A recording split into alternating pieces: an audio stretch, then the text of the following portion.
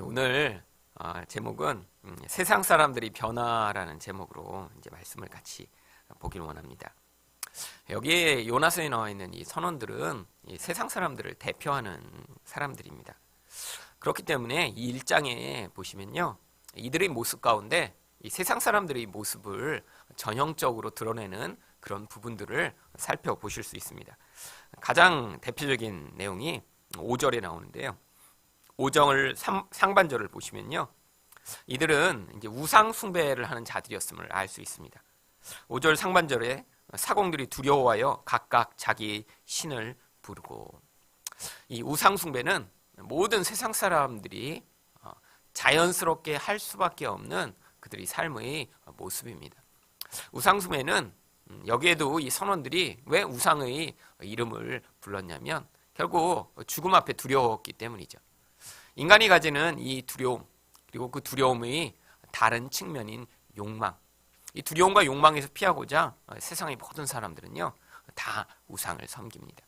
물론 그 우상이 고대에는 바알이나 아세라나 혹은 몰렉과 같은 그런 신들의 모습을 했지만, 지금은 그런 두려움과 욕망에서 피하기 위해 세상 사람들은 돈, 학력, 능력, 지위, 백, 이런 것들을 의존하며 자기의 그 욕망을 만족시켜주고 두려움을 피할 대상들을 끊임없이 찾습니다.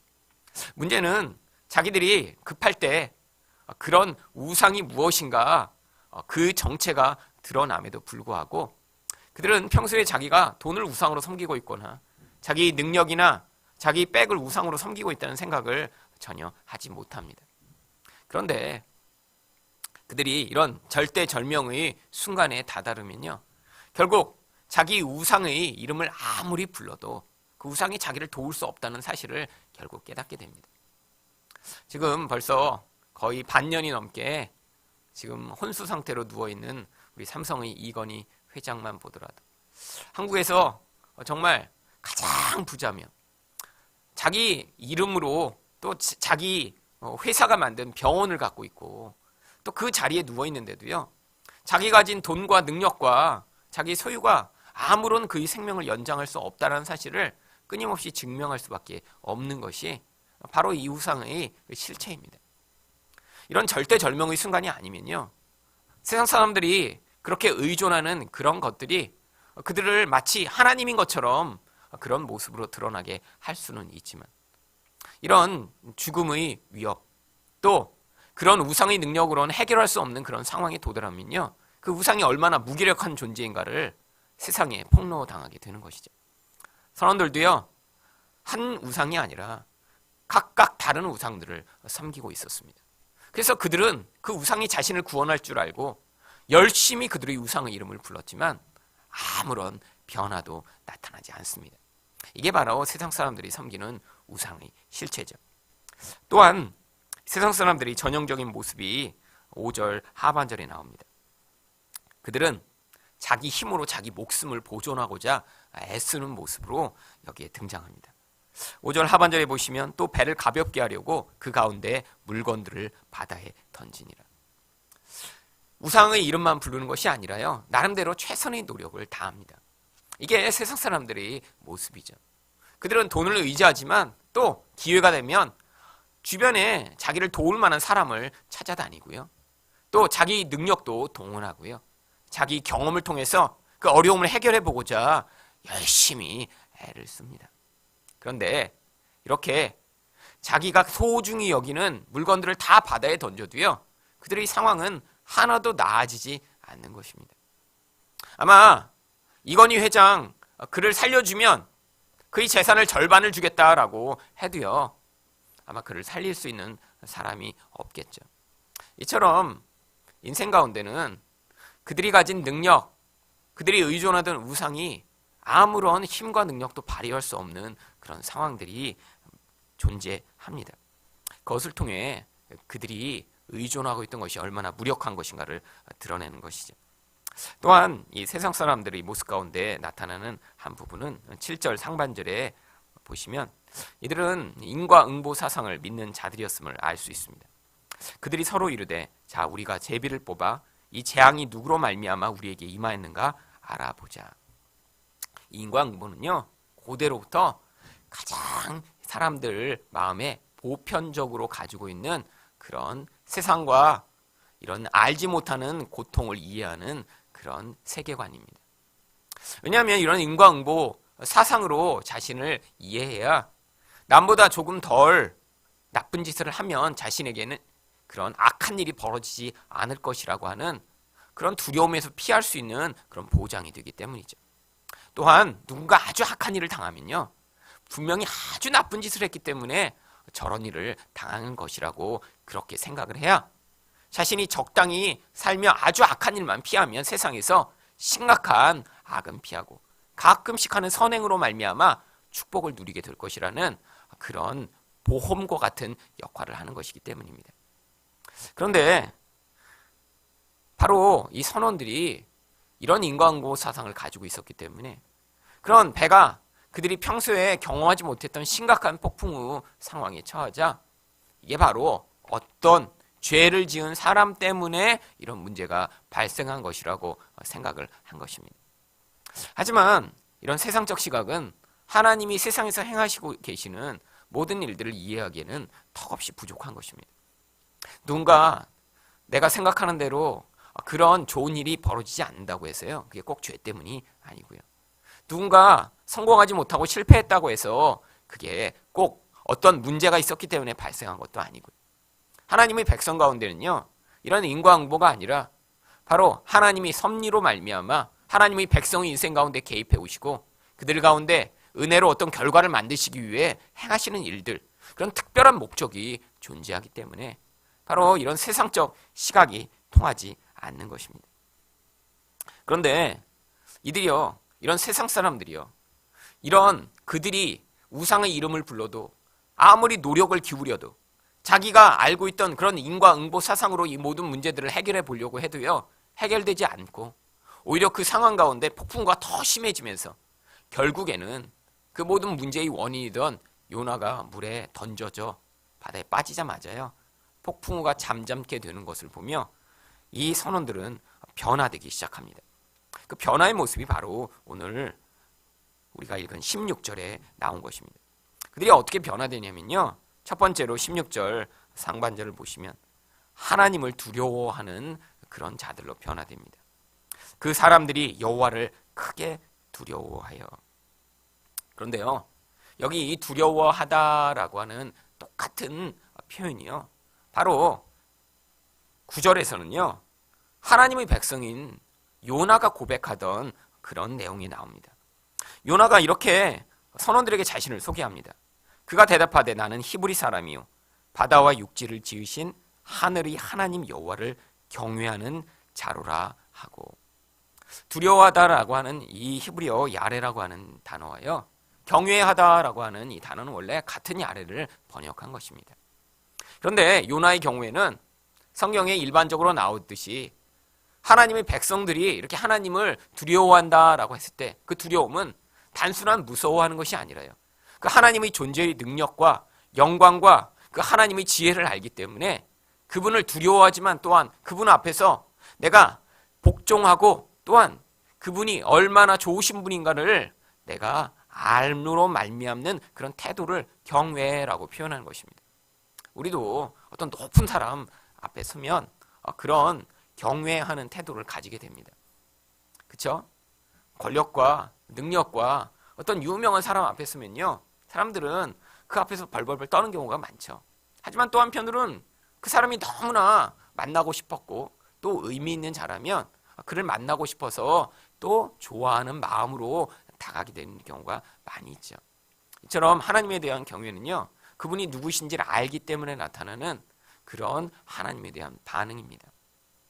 그런데 이 요나뿐 아니라요, 이 세상 사람들이 대표인 이 선원들도 이 모든 상황을 지난 다음엔 하나님을 두려워하는 자로 변화됩니다. 그런데 이런 두려워함은요, 반드시 어떤 종류의 결과를 나타내게 되어 있어요. 하나님을 두려워한다는 건요, 단순히 하나님이 무서운 게 아니라 하나님이 누구신가를 알고 그분에 대해 내가 반응하는 것이기 때문에요, 하나님의 뜻에 복종하는 그런 순종의 태도가 그들에게 반드시 나타나야 합니다. 하나님이 두려운 존재라고 고백하면서 나는 하나님을 경외한다라고 그렇게 고백하면서 하나님의 뜻을 받아들이지도 않고요. 순종하지도 않는다면 그것은 진정한 경외가 아닌 것이죠. 그렇기 때문에 14절과 15절에 보시면 이 세상 사람들이 어떻게 하나님의 뜻에 복종하고 순종했는지를 이렇게 기록합니다. 우리가 여호와께 부르짖어 이르되 여호와여 구하고 구하오니 이 사람이 생명 때문에 우리를 멸망시키지 마옵소서.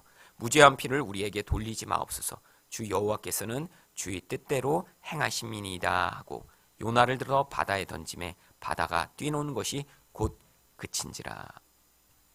이들이 하나님을 두려워한다라고 하는 이런 고백은 그냥 그들이 이빨은 머리에만 알고 있던 고백이 아니라 그의 중심 가운데 하나님이 정말 자신의 뜻대로 행하시는 분이시구나 라고 하는 온전한 인정으로부터 말미암는, 결국 그래서 요나를 들어 바다에 던지는 그런 순종의 결과까지 만들어내는 그런 경우였습니다. 그런데 여기에 나와 있는 이 선원들이 왜 이런 하나님을 두려워하는 모습을 보였는지를 기록하고 있는 것일까요? 사실 요나서에 나오는 모든 사람들은요, 이 요나가 얼마나 강팍한 존재인가를 드러내기 위한 그런 대조적인 역할을 하기에 등장하는 것입니다. 요나는 하나님을 두려워한다고 자기 입으로 고백했지만 그는 하나님의 뜻에 복종하지 않고 있어요. 여러분, 하나님 뜻에 복종하지 않는 이 요나의 모습이 바로 3절에 나옵니다. 그러나 요나가 여호와의 얼굴을 피하려고 일어나 다시스로 도망하려 하여 욥바로 내려갔더니. 이 빠른 소리로는요, 나는 여호와를 경외한다. 근데 하나님은 어떤 하나님을 경외해요? 하늘과 바다를 다 다스리시고 통치하시는 그런 여호와를 경외한다. 말은 그렇게 하는데요, 그 하나님 앞에서 자기의 뜻을 굽히고 복종하는 것이 아니라요, 오히려 그 하나님의 뜻을 순종하지 않기 위해 도망을 치는 그런 반역적인 모습을 드러냅니다. 이 선원들과 얼마나 대조적인 모습인가요? 그런데 이 선원들은요, 거기에서 멈추는 것이 아닙니다. 오늘 본문 읽으신 16절 하반절에 보시면 여호와께 또한 제물을 드립니다. 제물은 언제 바치는 것이죠? 신을 온전한 주권자로 인정하고 또 감사의 제물을 드릴 때 제물을 드리는 것입니다. 바로 우리가 예배를 드리는 것과 똑같은 것이에요. 여러분, 예배를 왜 드리시죠? 예배는요, 바로 하나님이 유일한 주권자시며 우리 생명을 보존하시며 하나님으로만 말미암아 우리가 생명과 은혜와 복을 누릴 수 있음을 고백하는 그 자리가 바로 예배의 자리고요, 거기에서 바로 하나님이 나에게 베풀어 주신 그 생명이 얼마나 놀라운가를 고백하며 감사를 드리는 자리가 예배의 자리인 것입니다. 결국 예배는요, 하나님만이 모든 것에 가장 가치 있는 분이라는 것을 인정하는 그런 행위인 것이죠. 그런데 이들이요, 바로 여기서 이렇게 제물을 바쳐요. 고대에는요, 이 예배를 드린다는 게요, 사실은 엄청난 희생을 그런 치러야 하는 과정이었습니다. 그래서 하나님은요, 이렇게 돈 있는 자들은 그거에 맞게 소라 이런 염소나 이런 값비싼 짐승을 바치라고 하셨고요, 또한 돈이 없는 자도 하나님 앞에 예배 드릴 수 있도록 하시기 위해 비둘기와 같은 새를 통해서 예배를 드리도록 하셨고, 심지어 그것도 할 수 없는 자들은요, 이제 곡식으로도 예배할 수 있는 그런 기회를 주셨던 것이죠. 그런데 고대에 여러분, 지금처럼 뭐 서가 많은 게 아니라요, 사람들이 고기를 쉽게 취할 수 있는 게 아니라요, 굉장히 귀한 것이었습니다. 한국만 하더라도 옛날에 황소 한 마리가 있으면 사실은 그가 농사 지을 수 있는 영역이 넓어지면서 집안의 가장 귀한 그런 갑오 같은 것이죠. 그런데 이런 희생을 드려 이들이 하나님께 예배를 드렸다는 건요, 그들이 이렇게 바다에서 살아난 것이 정말 여호와라고 불리는 그 신의 절대적인 주권과 은혜에 의한 것임을 그들이 예배를 통해 고백한 것입니다. 그런데 사실은 예배는 누구가 드리는 거죠? 하나님의 백성들이 원래 드리는 것입니다. 그런데 바로 오늘 이 요나 또한 자기가 하나님께 예배한다고 이야기합니다. 2장 9절에 보시면요, 요나가 물고기 뱃속에 들어가 거기에서 뭐라고 고백하냐면 나는 감사하는 목소리로 주께 제사를 드리며. 바로 이 선원들의 모습이요, 이 요나의 모습과 계속 지금 대조적으로 나오고 있는 거예요. 여러분, 요나 또한 물고기 뱃속에 들어가서요, 아, 생명이 하나님의 손에 있구나, 나 같은 존재는 하나님이 쉽게 죽이시고 살릴 수 있는 분이구나 라는 사실을 고백합니다. 그래서 하나님, 나를 이렇게 지금 하지만 바다에 던져 죽어 마땅한 자를 이렇게 물고기를 보내 살려주셨는데 내가 감사로 하나님께 제사를 드립니다 라고 하나님께 고백하는 거예요.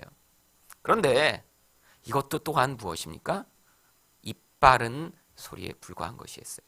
아니, 이렇게 내 생명을 살려주신 하나님에 대한 진정한 감사와 이런 찬양을 하는 자가 바로 다음 장에서는 여전히 하나님을 향해 분노하고 하나님을 원망하고, 심지어는 하나님, 내가 하나님 뜻을 복종하느니 차라리 죽는 것이 낫겠습니다라고 하나님을 대적하는 것인가요? 결국 요나가 2장에서 하나님께 이렇게 감사하며 예배한 것도요, 그가 진정으로 그 안에서 그 생명의 주권이 하나님에게 있음을 고백한 것이 아니라 하나님이 어떤 분이시기 알기 때문에, 늘 해오던 것이었기 때문에 거기서 습관적으로 하나님께 고백한 것임을 알 수 있습니다. 또한 선원들은 16절에서요 하나님께 서원을 합니다. 서원의 내용이 무엇이었는지는 나타나지 않기 때문에 알 수 없지만, 이렇게 일반적으로 하는 서원 가운데는요, 대부분 이 신이 참 신이니까 내가 앞으로 내 인생을 당신에게 바쳐서 내가 당신을 영원히 섬기겠습니다 라고 하는 이런 자기의 신으로 그를 인정한다는 서원이 대부분의 서원입니다. 바로 나만 장군이 그랬죠. 이스라엘에 와서 기적을 경험합니다. 요단강에 들어가 정말 문둥병이 어린아이 피부처럼 깨끗게 되는 그 기적을 경험하죠. 그리고 나서 나와 엘리사에게 고백합니다. 내가 앞으로 여호와를 계속 섬기겠노라고. 여기서 그래서 흙을 일부를 가져가서 내가 그 흙을 밟아 계속해서 이스라엘 땅에 있는 것처럼 그 신 앞에 경배하겠노라고. 바로 그런 것이 서원이죠. 결국 이 서원도요, 하나님의 백성이 아니면 할 수 없는 것입니다. 그런데 이런 서원 또한 누가 합니까? 2장 9절에 보시면 나의 서원을 주께 갚겠나이다. 구원은 여호와께 속하였나이다 하니라. 사실 요나가 똑같이 자기 서원을 주께 갚겠다고 기도합니다. 여러분, 그런데 요나가 한 서원은 무엇이었을까요? 요나는 이미 하나님의 백성입니다. 이미 하나님을 섬기고 있는 자였는데 이렇게 물고기 뱃속에서 어떤 서원을 한 것일까요? 바로 앞으로 하나님의 뜻에 따르겠습니다. 내가 하나님만을 복종하며 살겠습니다. 하나님만을 예배하는 자가 되겠습니다. 하나님이 시키시는 대로 내 인생을 드리겠습니다 라고 하는 서원을 했겠죠. 그런데 그의 실체가 사실은 4장 1절부터 3절에 드러납니다. 1절부터 3절을 보면 요나가 매우 싫어하고 성내며 여호와께 기도하여 이르되 여호와여, 내가 고국에 있을 때 이러하겠다고 말씀하지 아니하였나이까? 그러므로 내가 빨리 다시스로 도망하였사오니 주께서는 은혜로우시며 자비로우시며 노하기를 더디하시며 이내가 크시사 뜻을 돌이켜 재앙을 내리지 아니하시는 하나님이신 줄을 내가 알았음이니이다. 여호와여, 원하건대 이제 내 생명을 거두어 가소서. 사는 것보다 죽는 것이 내게 나음이니이다. 여러분, 1절에 보면 요나가 매우 싫어하고 성내며, 원래 히브리어 원문을 읽으면요, 요나가 악한 악을 하나님을 향해 토해냈다 이렇게 되어 있습니다. 요나는요, 왜 이렇게 하나님을 향해 악과 악을 토해낸 것일까요? 한 번이 아니라 악이라고 하는 단어를 2번이나 표현해서요, 악한 악을 하나님을 향해 이렇게 쏟아내고 있는 요나에 대해 묘사하는데, 사실 요나는요, 니느웨 사람들이 악하기 때문에 그들을 다 죽여야 된다고 하나님 앞에서 지금 주장하고 있는데, 하나님이 그들을 살려주실까 봐 지금 화가 나서 하나님을 향해 악을 쏟아내고 있는 것입니다. 여러분, 근데 이런 악을 쏟아내고 있는 요나가 어떤 과정을 거쳤죠? 사실 세상 사람들은 그 한 번의 경험을 통해 하나님을 경외하고 하나님 앞에 예배하고 하나님께 서원을 갚으며 이렇게 하나님을 섬기겠다고 고백했는데, 요나는 사실 그 모든 과정을 지나며 나는 여호와를 경외하는 자고 나는 하나님 앞에 예배하는 자며 하나님께 서원하고 그 서원대로 살겠습니다라고 고백은 했지만 실제의 상황에서는 그렇게 하지 못하고 있는 것입니다. 그리고요 게다가 3절에서 뭐라고 합니까? 사는 것보다 죽는 것이 더 낫다고 고백을 하죠. 그런데 실제로 정말 죽는 것을 원했던 것은 아닙니다. 하나님 앞에서 하나님 뜻에 복종하는 것보다는 차라리 죽는 게 낫다라고 지금 하나님과 싸우고 있는 것이죠. 요나서는 세상 사람과 대조되는 하나님의 백성의 깊은 하나님에 대한 반역과 죄악의 모습이 무엇인가를 계속해서 보여주고 있습니다. 아니, 어떻게 이렇게 세상 사람보다 더 악한 하나님의 백성의 모습이 존재할 수 있죠? 어떻게 세상 사람들은 하나님의 권능을 경험하고 이렇게 변화됐는데 하나님의 백성 중에 가장 하나님을 잘 알고 있는 선지자라고 하는 이 사람은 이런 과정을 통해서도 어떻게 이렇게 변화가 되지 않는 것이죠? 바로 그 이유는요, 요나가 세상 사람보다 더 악하거나 요나가 아주 못된 놈이라서 그런 것이 아니라 하나님이 하나님의 백성이기 때문에 그의 영혼에 있는 뿌리 깊은 죄악을 하나님이 계속해서 드러내시도록 지금 개입하고 계시기 때문입니다.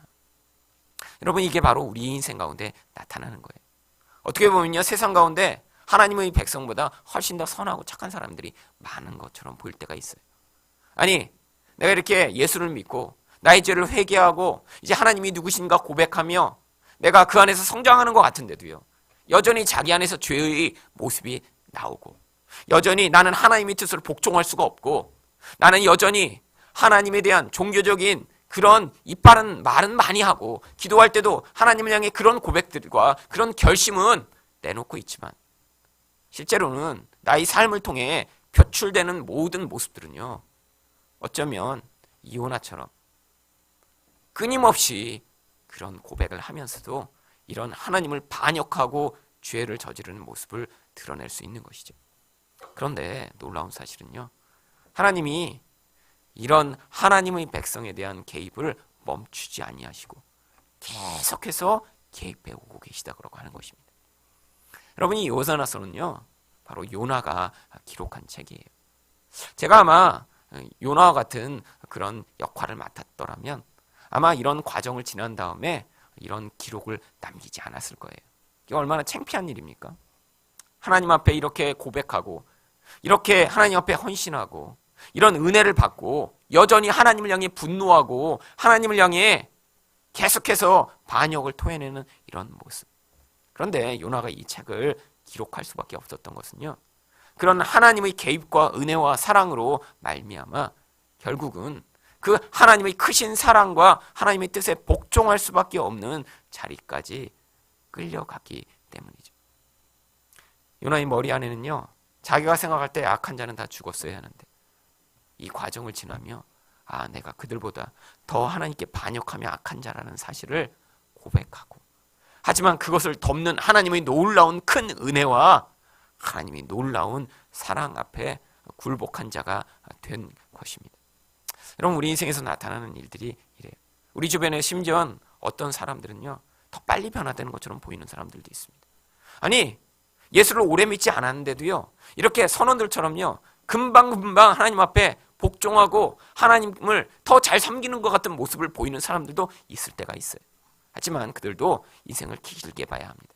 어떤 순간에서는 이럴 수 있지만 하나님이요, 하나님 백성을 어떤 그 한순간이 아니라 인생을 길게 보시면서 그 과정을 통해 이 요나처럼 끊임없이 섭리적으로 개입해 오셨어요. 결국에는 하나님의 그 크신 사랑으로 말미암아 우리 안에 있는 그 좁은 마음, 사랑할 수 없는 마음, 하나님 뜻에 복종할 수 없는 그 반역의 태도들을 우리가 목도하게 하시고요, 그럼에도 불구하고 우리를 뒤덮는 하나님의 사랑으로 우리가 그 사랑에 복종하는 자가 되게 만드시는 은혜로 우리를 덮으시는 분이 하나님이십니다. 결국 우리 인생 가운데 하나님은요, 이렇게 개입하심으로 말미암아 결국 우리 또한 예수 그리스도 닮은 자들을 만들어내시는 그런 하나님이심을 여러분 믿으시길 바랍니다.